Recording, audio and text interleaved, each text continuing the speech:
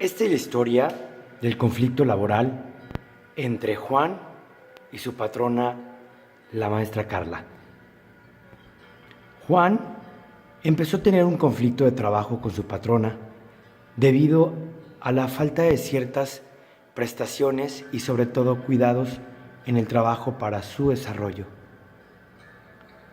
Juan empezó a generar una serie de conductas y comportamientos hacia su trabajo, hacia su entorno, pero también hacia su patrona, pues el enojo era cada vez más fuerte. Él argumentaba que sus necesidades fisiológicas, las de seguridad, las de pertenencia, las de amor, las de estima y las de autorrealización no estaban completas, pues creía que las prestaciones que le estaban dando no generaban finalmente cubrir dichas necesidades. Desde la parte fisiológica, él decía que no cumplía la expectativa no solo para él, sino para su familia. En la parte de seguridad, él mencionaba que carecía de ciertas prestaciones e incluso de algunas protecciones de su trabajo.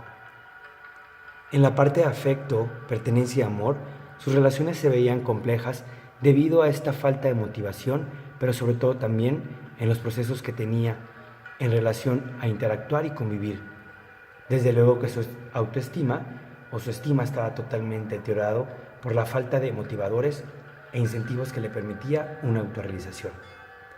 Sin embargo, me acerqué a platicar con la patrona de este trabajador y con él, en donde la idea era mediar la situación, pues había soluciones muy claras: el diálogo, la empatía, pero sobre todo el comportamiento humano en el cual las organizaciones hoy se basa, que tiene que ver con una buena comunicación. El trabajador empezó a entender que existían algunos factores que él generaba también como conflictos, pero la patrona también le quedaba claro que de repente estaba omitiendo algunas obligaciones y compromisos para con su trabajador. Algo importante en este conflicto es el desarrollo del estrés. Este trabajador, uno de los puntos más importantes o la consecuencia del conflicto, sobre todo sentido, era estrés, pues su entorno se estaba viendo afectado por la falta de cumplimiento de las necesidades que finalmente él decía. La patrona argumentaba no tener de repente recursos o ventas suficientes para cubrir las necesidades del trabajador, y el enojo de él incrementaba cada vez más. Me acerqué a mediar cómo su entorno estaba afectado también por situaciones personales, la obsesión por tener un auto nuevo, la angustia y el miedo a perder su trabajo por no cumplir las necesidades que requería, y desde luego el rendimiento que al parecer desaparecía poco a poco por los procesos que él mismo generaba. Algo que es importante en los conflictos de trabajo es no solo hablar, sino saber y argumentar cuál es el motivo que permite generar una situación de tensión o problema legal. Es importante hablar que los incrementos de trabajo o los incrementos económicos de repente resultan ser complejos para un patrón o para aquel que finalmente tiene en relación a la parte importante que se menciona, como es el trabajo fijo y sobre todo motivacional. A partir de este conflicto, sus compañeros de este trabajador tuvieron un aprendizaje.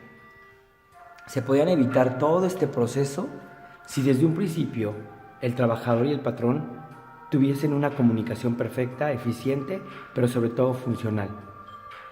Que el enojo no hace que las necesidades finalmente disminuyan, al contrario, se enfatiza el estrés. Que desde la parte del entorno, la parte legal no puede hacer ni asumir que mis compromisos ni necesidades me permita tener un incremento económico funcional, pues también entendieron los colaboradores y cada uno de los trabajadores que también había bajas de ventas, y eso asimilaba finalmente un potencial económico para ellos y para la patrona. En conclusión, todo este proceso de este conflicto se pudo haber evitado si desde un principio este proceso de comunicación fuese más claro. Los patrones tendrían que ser más empáticos para con los trabajadores ser un poquito más condescendientes con los patrones en relación a la funcionalidad, pues ella no solo se encarga de generar recursos para su bien, sino para pagar necesidades de la empresa, la organización. Y él no solo está generando un recurso para poder obtener necesidades y cubrirlas, sino también hay alguien en su entorno que necesita de ese recurso.